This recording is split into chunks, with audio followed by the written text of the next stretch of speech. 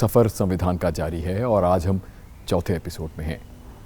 आप मेरे पीछे वो स्ट्रॉन्ग रूम देख सकते हैं जिसमें हमारे देश का ओरिजिनल कॉन्स्टिट्यूशन रखा है, इंग्लिश और हिंदी में, और ये स्पेशल नाइट्रोजन बॉक्सेस हैं जिनमें इन्हें रखा गया है। वैसे हम संविधान के बारे में कितना जानते हैं? जब स्कूल में सिविक्स पढ़ रहे होते हैं या फिर बड़े हुए तो लॉ या सिविल सर्विसेज की तैयारी के दौरान।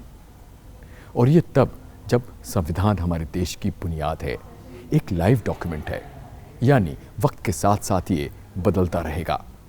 तो चलिए आज हम शुरुआत करते हैं 1981 से लेकर 1990 के दौर के बीच में बने जो कानून और जिनका असर आज भी हम देख सकते हैं।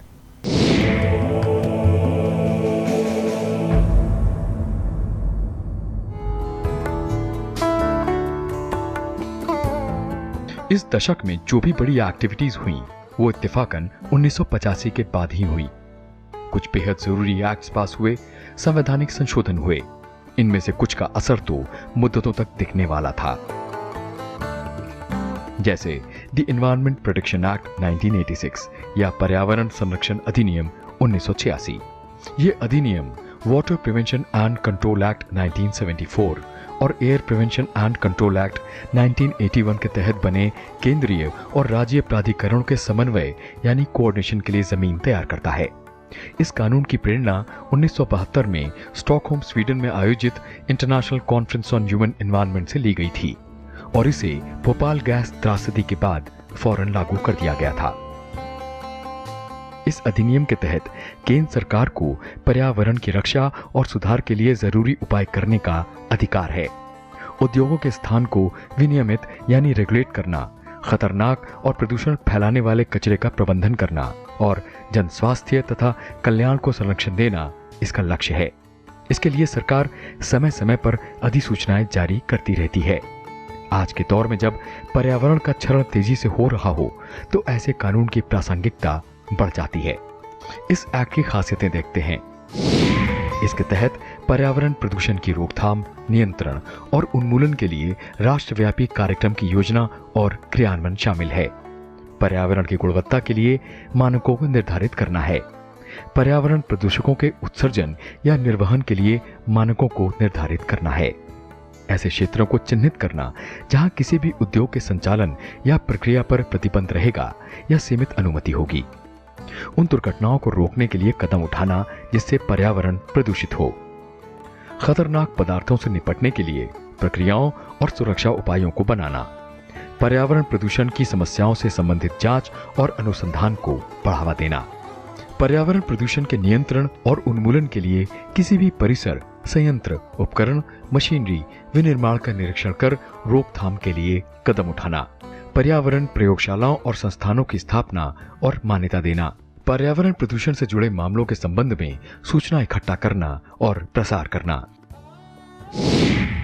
May I request Mr. Eric Solheim and also Mr. Antonio Guterres to kindly confer the 2018 Champions of the Earth Award on our Honorable Prime Minister. May I request you please step forward.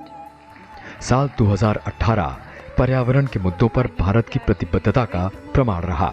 इसी बरस प्रधानमंत्री नरेंद्र मोदी को United Nations का सर्वोच्च पर्यावरण सम्मान champions of the earth award से सम्मानित किया गया। यह अवार्ड उन्हें संयुक्त राष्ट्र ने वैश्विक मंच पर उनके साहसिक पर्यावरण नेतृत्व के लिए दिया, खासतौर पर इंटरनेशनल सोलर अलायंस की स्थापना के लिए, जिसने दुनिया भर में जलवायु परिवर्तन से निपटने के लिए एक ठोस शुरुआत की। मैं इस सम्मान के लिए संयुक्त राष्ट्र का हृदय से आभारी हूं। फिलहाल ईपीए एक्ट के अलावा इस देश में वायु, जल और वन्यजीव सुरक्षा जैसे मुद्दों पर 30 से ज्यादा कानून हैं।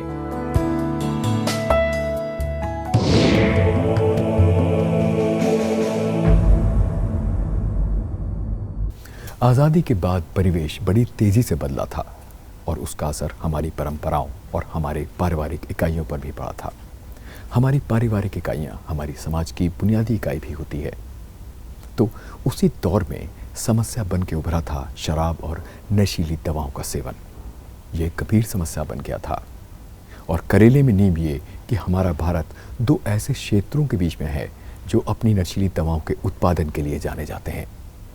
पर हमारे संविधान की सोच इस मुद्दे पर एकदम साफ थी। संविधान का आर्टिकल 47 कहता है कि सरकार औषधीय उद्देश्यों और औषधियों के अलावा नशीले पेय जो स्वास्थ्य के लिए हानिकारक हैं, उनके सेवन को प्रतिबंधित करने का प्रयास करेगी।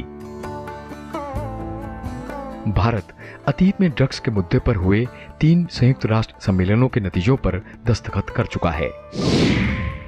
इनमें convention on narcotics drugs 1961, convention on psychotropic substances 1971 और convention against illicit traffic in narcotic drugs and psychotropic substances 1988 शामिल हैं। इस तरह हम पर नशीली दवाओं के दुरुपयोग को रोकने के लिए अंतर्राष्ट्रीय दायित्व भी है। Narcotic drugs and psychotropic substance act 1985 यानी एनडीपीएस इसी दिशा में उपजी सोच का अंजाम है। यह अधिनियम मेडिकल और साइंटिफिक पर्पस के अलावा नशीली दवाइयों और साइकोट्रोपिक पदार्थों के निर्माण, उत्पादन, व्यापार, उपयोग को प्रतिबंधित करता है। हालांकि मद्य निषेध और नशीले पदार्थों से जुड़े मुद्दे सामाजिक न्याय और अधिकारिता मंत्रालय के अधीन आते हैं, पर इस कानून को लागू करने की जिम्मेदारी वित्त मंत्रालय की होती है। मंत्रालय इस क्षेत्र में काम करने वाले तमाम एनजीओस को भी सपोर्ट करता है। इसके अलावा स्वास्थ्य मंत्रालय, जो जन स्वास्थ्य से जुड़े मुद्दों के लिए बुनियादी तौर पर जिम्मेदार है, देश भर के सरकारी अस्पतालों में नशा मुक्ति केंद्र चलाता है। नार्कोटिक्स कंट्रोल ब्यूरो, जो कि होम मिनिस्ट्री के अधीन है, एनडीपीएस अधिनियम के तहत केंद्र और राज्य के अधिकारियों के बीच समन्वय बैठाता है। इसके अलावा राज्य सरकारों के अपने स्वास्थ्य विभाग और समाज कल्याण विभाग भी हैं, जो ड्रग डिमांड रिडक्शन सेंटर्स चलाते हैं। एनडीपीएस एक्ट में 5 चैप्टर्स हैं और हर चैप्टर एक निश्चित विषय पर आधारित है। चलिए देखते हैं एनडीपीएस एक्ट की खासियतें। पहले चैप्टर में नशीली दवाओं और पदार्थों की परिभाषा है। इसमें केंद्र सरकार के पास इस सूची में विषय छोड़ने या जोड़ने के अधिकार दिए गए हैं। दूसरा चैप्टर, इसमें एनडीपीएस अधिनियम के तहत बनाए गए जरूरी पद और अधिकारियों का विवरण है। केंद्र सरकार के लिए एक नार्कोटिक्स आयोग की नियुक्ति का भी प्रावधान है। इसके अलावा नार्कोटिक्स ड्रग और साइकोट्रोपिक पदार्थ परामर्श समिति की स्थापना भी इसका लक्ष्य है। नशीली दवाओं के दुरुपयोग के नियंत्रण के लिए एक राष्ट्रीय कोष का वित्त पोषण भी इसका मैंडेट है। तीसरा चैप्टर, इसमें नार्कोटिक ड्रग्स और साइकोट्रोपिक पदार्थों के निषेध, नियंत्रण और विनियमन की बात की गई है। इसमें कोका पत्ता, अफीम, खसखस या किसी भी भांग के पौधे की खेती या उत्पादन पर निषेध लगाया गया है। इसका कानूनी अधिकार केंद्र और राज्य सरकारों तक सीमित किया गया है।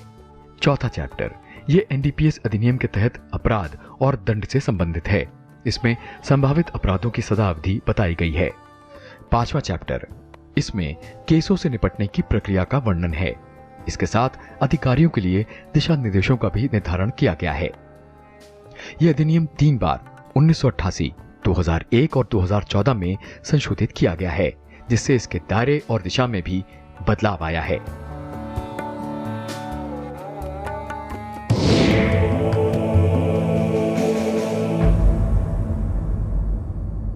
हमारे संविधान के 52वें अमेंडमेंट को राजनीतिक शुचिता से जोड़ करके देखा जाता है, पर इसकी भूमिका कैसे तैयार हुई? आपकी जानकारी के लिए, शुरुआती दौर में हमारे संविधान ने हमारी पॉलिटिकल पार्टीज के वजूद का संज्ञान तक नहीं लिया था, क्योंकि 50 और 60 के दशक में मल्टी पार्टी डेमोक्रेटिक सिस्टम या मल्टी पार्टी सिस्टम अपने बाल रूप में था, यानी नेसेंट स्टेज में था। पर 1967 में हुए चुनाव ने फिजा बदल दी। इन चुनाव को हमारी पार्लियामेंट्री डेमोक्रेसी में वाटरशेड मोमेंट कहा जाता है। 1967 में कुछ 16 राज्यों में चुनाव हुए थे और कांग्रेस ने इन चुनाव में बहुमत खो दिया था और केवल एक ही राज्य में सरकार बना पाई थी।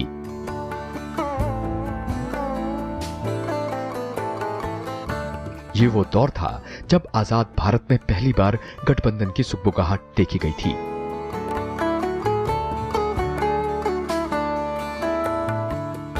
इस चुनाव ने चुनावी प्रणाली की छुपी दरारों को भी उजागर किया था।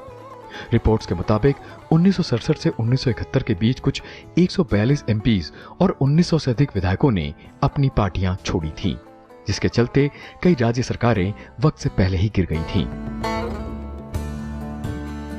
शुरुआत हरियाणा से हुई थी, जहां दल बदल करके आए जनप्रतिनिधियों को तमाम बड़े पदों से नवाजा गया था। हरियाणा में एक विधायक गया राम ने 3 बार पार्टी बदलने का रिकॉर्ड बनाया था। आज भी राजनीति में ऐसी फितरत वाले तबके को आया राम गया राम जैसे नामों से पुकारा जाता है। इस दौर ने राजनीतिक तंत्र से जनता का विश्वास हिला दिया था और हमारी राजनीतिक बिरादरी ने भी इस नैतिक गिरावट को रोकने पर तुरंत ध्यान नहीं दिया था। विडंबना तो ये रही कि ये समस्या 17 बरस तक बनी रही, बढ़ती रही और फिर 1985 में जाकर दल बदल विरोधी कानून पारित हुआ। The constitution 52nd amendment act 1985 को एंटी डिफेक्शन लॉ भी कहा जाता है, जिसने हमारे संविधान में 10वीं अनुसूची या 10th शेड्यूल को जोड़ा था। इसके कई फायदे हुए थे, जैसे इस कानून ने जनप्रतिनिधियों की निजी फायदे के लिए पार्टियां बदलने की फितरत पर लगाम लगाया था, राजनीतिक तंत्र को स्थिरता प्रदान की थी, राजनीतिक भ्रष्टाचार को रोकने के साथ साथ अनियमित चुनाव पर भी होने वाले अनावश्यक खर्च पर लगाम लगाई थी। पर सबसे बड़ी बात, इसी कानून के मार्फत पहली बार राजनीतिक दलों को एक स्पष्ट संवैधानिक मान्यता मिली थी। अब देखते हैं इस कानून की कुछ खासियतें। इसमें पहले है अयोग्यता। इसके तहत किसी सदन का सदस्य तब अयोग्य माना जाता है जब वो स्वेच्छा से अपने राजनीतिक दल की सदस्यता छोड़ देता है, यदि वो अपनी पार्टी के दिशा निर्देश के खिलाफ या पूर्वानुमति के बगैर सदन में मतदान करता है या करने से परहेज करता है। निर्दलीय सदस्य। एक स्वतंत्र सदस्य सदन में बने रहने के लिए अयोग्य ठहराया जाता है यदि वो चुनाव के बाद किसी राजनीतिक दल में शामिल होता है। मनोनीत सदस्य तब अयोग्य हो जाता है यदि वो उस तारीख से 6 महीने बाद किसी राजनीतिक दल में शामिल होता है जिस दिन से वो सदन में अपना पद ग्रहण करता है। पर ऐसे सदस्य सदन में आने के बाद और 6 महीने के भीतर किसी भी राजनीतिक दल में शामिल हो सकते हैं। अपवाद। दल बदल कानून इन हालातों में लागू नहीं होता। अगर कोई सदस्य विलय की स्थिति में किसी दूसरी पार्टी में जाता है, विलय तब होता है जब पार्टी के 2/3 सदस्य इसके लिए सहमत हो जाते हैं। अगर कोई सदस्य सदन का पीठासीन अधिकारी बन जाता है और स्वेच्छा से अपनी पार्टी की सदस्यता छोड़ देता है। आपको बता दें कि विधायिका के 1/3 सदस्यों द्वारा विभाजन के मामले में अयोग्यता से छूट देने से जुड़े प्रावधान को सन 2003 में 91वें संशोधन द्वारा हटा दिया गया है।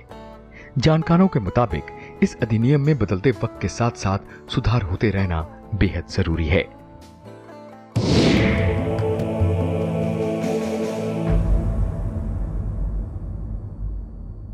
हमारे संविधान के आर्टिकल 17 ने छुआछूत को कानूनन खत्म कर दिया था।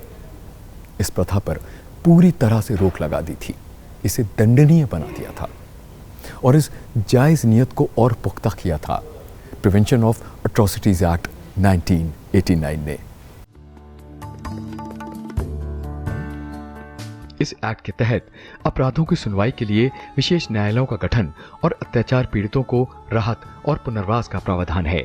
पीओए अधिनियम यानी प्रिवेंशन ऑफ एट्रोसिटीज एक्ट पूरे भारत में आज लागू है और जमीन पर इसे असरदार बनाने की जिम्मेदारी राज्य सरकारों की है। 30 जनवरी 1990 को लागू हुए इस अधिनियम में 4 चैप्टर्स हैं। पहले चैप्टर में लघु शीर्षक सीमाएं और परिभाषाएं हैं। दूसरा चैप्टर अपराध, अत्याचार और दंड से जुड़ा है। इसके तहत अपराध और अत्याचार के लिए सजा, कर्तव्यों की उपेक्षा के लिए सजा का प्रावधान है। सजा याफ्ता होने के बाद बड़ी सजा का भी प्रावधान है। भारतीय दंड संहिता के कुछ प्रावधानों का प्रयोग कैसे हो उसका वर्णन है। संपत्ति की जब्ती की बात है। अपराधों के पूर्वानुमान का वर्णन है और कानूनी शक्तियां प्रदान करने की बात भी हुई है।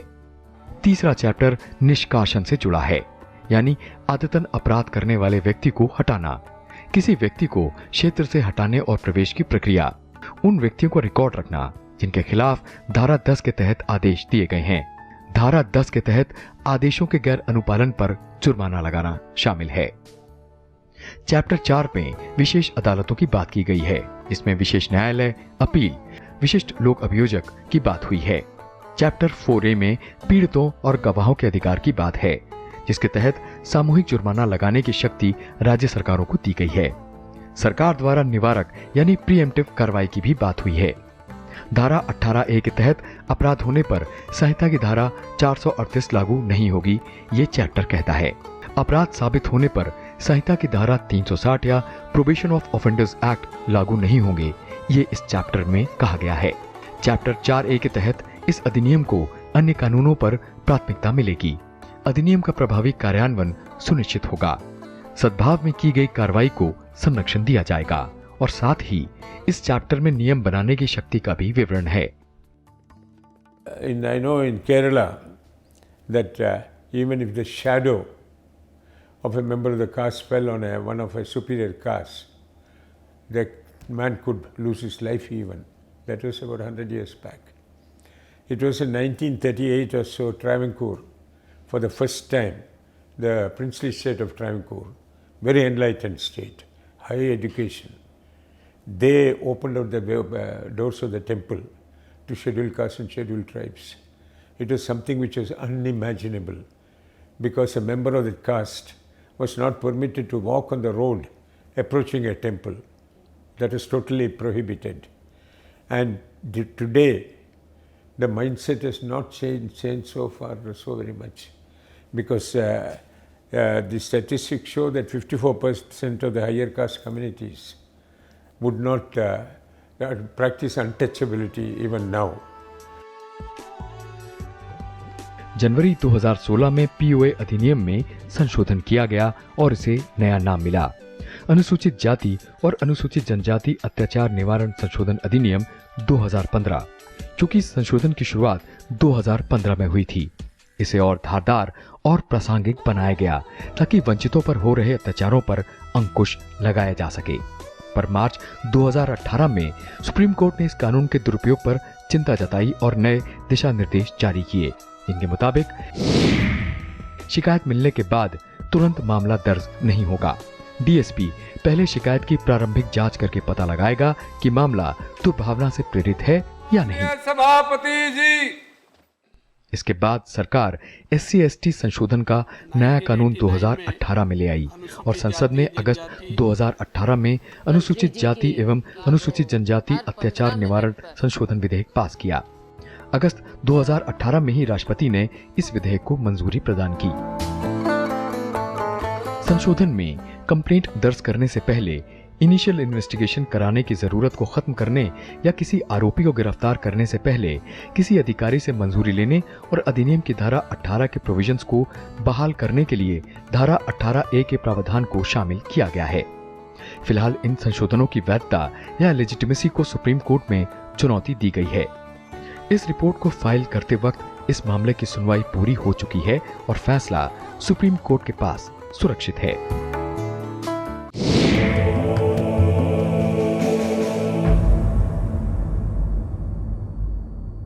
भारत में पुरातन काल से भ्रष्टाचार के खिलाफ कदम उठाने की बात होती रही है, कदम उठते भी रहे हैं। अगर हम दुनिया के सबसे पुराने प्रामाणिक ग्रंथ की बात करें, यानी हम ऋग्वेद की बात करें, तो ऋग्वेद में भी भ्रष्ट अधिकारियों की संपत्ति जब्त करने की बात कही गई है। ब्रिटिश काल में भी कई कदम उठाए गए। फिर 19वीं सदी में इंडियन पिनल कोड सिस्टम लाया गया, जो कि देश का पहला प्रॉपर क्रिमिनल सिस्टम था।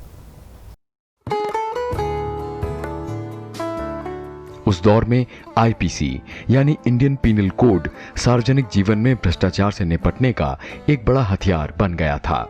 इसमें लोक सेवकों या पब्लिक सर्वेंट्स द्वारा अपराध करने पर धारा 161 से 165 के तहत मुकदमा चलाने की व्यवस्था थी। वैसे ये दौर आजादी की लड़ाई का था और लक्ष्य अंग्रेजों को देश से बाहर करना था। शायद इसीलिए भ्रष्टाचार इतना बड़ा मुद्दा नहीं समझा गया था। फिर दूसरा विश्व युद्ध हुआ और इससे पैदा हुई तमाम समस्याओं का फायदा उठाया दुर्जनों ने। हालात फिर बिगड़ते ही गए। इस खतरे से चिंतित कानून निर्माताओं ने फिर कठोर विधायी उपायों की जरूरत महसूस की और जन्म हुआ भ्रष्टाचार निरोधक अधिनियम 1947 यानी प्रिवेंशन ऑफ करप्शन एक्ट 1947 का। बहुत आसान होता है सिविल सर्वेंट के लिए, जो कहते हैं ना बहती गंगा में हाथ धोना। जब कुछ निकल रहा है पैसा तो उसको वो लेने के लिए हमेशा आगे रहते हैं। और इसके अलावा चाणक्य के अर्थशास्त्र में ये भी बताया गया है उस time, I mean more than 2000 BC जो भी था वो, कि 40 तरीके से ये सिविल सर्वेंट पैसा बना सकता है। तो जब ये स्थिति उस टाइम थी तो आप समझ सकते हैं कि क्या हुआ, कैसे हुआ। फिर आया भ्रष्टाचार अधिनियम 1988, जिसने भ्रष्टाचार निवारण अधिनियम 1947, आपराधिक कानून संशोधन अधिनियम 1952 और आईपीसी की धारा 61 से 165 को मजबूती दी। इस एक्ट में लोक सेवकों यानी पब्लिक सर्वेंट्स द्वारा किए गए भ्रष्टाचार से प्रभावी रूप से निपटने के लिए कुछ खास प्रावधान हैं। चलिए इस अधिनियम की खासियतें देखते हैं। इसमें लोक सेवक की परिभाषा आईपीसी की तुलना में व्यापक की गई है। एक नई अवधारणा लोक कर्तव्य यानी पब्लिक ड्यूटी पेश की गई। आईपीसी में भ्रष्टाचार से संबंधित अपराध अध्याय 3 में लाए गए, उन्हें भारतीय दंड संहिता से हटा दिया गया। अधिनियम के तहत सभी मामलों को केवल विशेष न्यायाधीशों द्वारा ही सुना जा सकता है। इस अधिनियम के तहत अदालत की कार्रवाई रोज होने की व्यवस्था की गई। विभिन्न अपराधों के लिए निर्धारित जुर्माना बढ़ाया गया। आपराधिक प्रक्रिया संहिता द्वारा मुकदमा जल्द खत्म करने का भी प्रावधान लाया गया। कोई भी कोर्ट त्रुटि या अनियमितता के आधार पर कार्रवाई तब तक स्थगित न करे जब तक उससे न्याय न प्रभावित हो रहा हो। पर इस अधिनियम में रिश्वत देने वाले को सुरक्षा, डिप्टी एसपी के रैंक के अधिकारी द्वारा जांच और बैंक रिकॉर्ड तक पहुंच से जुड़े प्रावधानों को बरकरार रखा गया है। इस अधिनियम के अलावा संविधान का अनुच्छेद 311, मनी लॉन्ड्रिंग निरोधक अधिनियम 2002, सूचना का अधिकार अधिनियम 2005 जैसे कानून भी भ्रष्टाचार के खिलाफ मुहिम में शामिल हैं।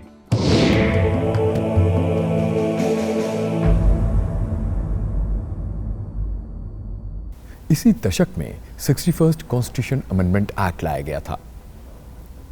अगर इसको थोड़ा कॉन्टेक्चुअलाइज करें तो आर्टिकल 326 कहता है कि हमारे देश में जो चुनाव हैं वो यूनिवर्सल अडल्ट फ्रेंचाइज के आधार पर होंगे, यानी कि हमारे वोटर की उम्र 21 वर्ष से कम नहीं होगी। ये व्यवस्था काफ़ी दिन चली।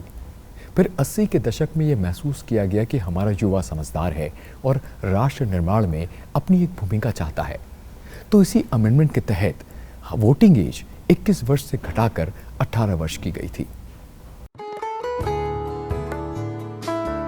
इस विधेयक पर 14 से 15 दिसंबर 1988 को लोकसभा में बहस हुई थी और 15 दिसंबर को पारित किया गया था।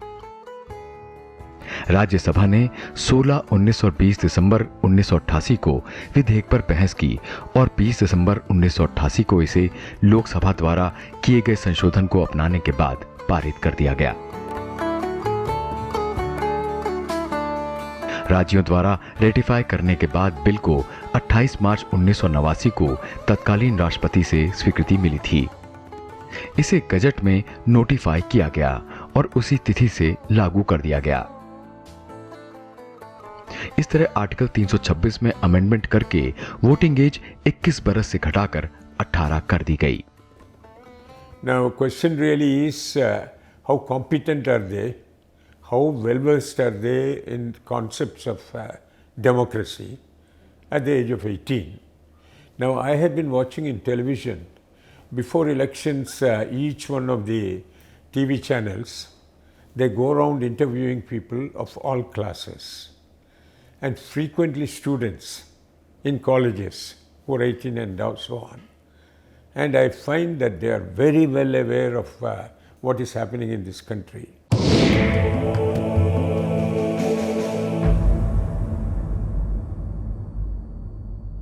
तो चलिए इस अधिनियम की जड़ों में चलते हैं और समझते हैं कि आखिर ये ज़रूरी क्यों था। आपकी जानकारी के लिए 1974 में पहली बार एक समिति ने महिला आयोग बनाने की सिफारिश की थी। ये समिति जो थी वो आज़ादी के बाद महिलाओं के आर्थिक और सामाजिक हालात समझने के लिए बनाई गई थी और इसकी रिपोर्ट ने पाया था कि आज़ादी के बाद देश के विकास में महिलाओं की भागीदारी नगण्य थी या नहीं के बराबर थी और साथ ही महिलाओं से जुड़े मुद्दों पर जो नीति निर्माता थे वो भी उदासीन थे। समिति ने एक ऐसे आयोग की वकालत की थी जिसके पास सही मायनों में स्वायत्तता हो, जिसके पास कुछ अनिवार्य और वैधानिक शक्तियां हों और ये आयोग केंद्र और सारे राज्यों में हो। हालांकि समिति की रिपोर्ट संसद में भी रखी गई, सर्वसम्मति से अपनाई भी गई और सरकार ने महिलाओं की समस्याओं को दूर करने के लिए सभी विधायी कदम उठाने का वायदा भी किया, पर वो कहते हैं ना कि दिल्ली दूर ही रही। अगले 1.5 दशक तक आयोग बनाने के लिए कोई कदम नहीं उठाया गया। हालांकि इस बीच सरकारों ने कुछ नीतिगत उपाय किए थे और महिलाओं से जुड़े मुद्दों और चिंताओं पर गौर करने के लिए कुछ तंत्र बनाए थे। जैसे 1981 में बलात्कार और दहेज कानूनों की समीक्षा के लिए बनी संसद की संयुक्त समिति ने केंद्र और राज्य दोनों स्तरों पर राष्ट्रीय महिला आयोग बनाने की सिफारिश की थी। 1987 में सरकार ने national commission on self employed women बनाई। इसका काम स्वरोजगार कर रही महिलाओं के कामकाजी हालातों को समझना था। बाद में इस लिस्ट में अनौपचारिक क्षेत्र में काम कर रही महिलाओं को भी जोड़ दिया गया। 1988 में राष्ट्रीय परिपेश योजना के तहत महिला और बाल विकास विभाग में एक आयुक्त बनाने का भी प्रस्ताव आया। 1990 में भारत सरकार ने राष्ट्रीय महिला आयोग बनाने का फैसला किया। पर सच तो यह है कि इस मुद्दे पर महिलाओं ने तमाम आंदोलन चलाकर यह सुनिश्चित किया था कि राजनीतिक दल उनकी मांगों को और ना टाल पाएं। जनवरी 1992 में राष्ट्रीय महिला आयोग की स्थापना हुई। आयोग की स्थापना राष्ट्रीय महिला आयोग अधिनियम 1990 के तहत की गई। इसका मूल मकसद महिलाओं से जुड़े सभी नीतिगत मामलों पर सरकार को सलाह देना था। इस एक्ट के दायरे में संविधान और अन्य कानूनों के तहत महिलाओं के सुरक्षा उपायों से जुड़े सभी मामलों की जांच करना है। केंद्र सरकार को सुरक्षा उपायों पर रिपोर्ट देना है। ऐसे सुरक्षा उपायों को लागू करवाना जो संघ या किसी भी राज्य में महिलाओं की स्थिति को प्रभावित करें। संविधान के मौजूदा प्रावधान, कानूनों और उनमें संशोधन की सिफारिश करना। तो ये रहा हमारा आज का एपिसोड, जिसमें हमने 1981 से 1990 के बीच में आए कुछ खास अधिनियमों और संशोधनों की बात की। जान लीजिए, ये जानकारी जुटाने में हमें भी बहुत कुछ नया सीखने को मिल रहा है। तो मिलेंगे अगले एपिसोड में और बात करेंगे 1991 और सन 2000 के बीच आए कुछ खास अधिनियमों और संशोधनों की। तब तक के लिए हमें दीजिए इजाज़त। नमस्कार।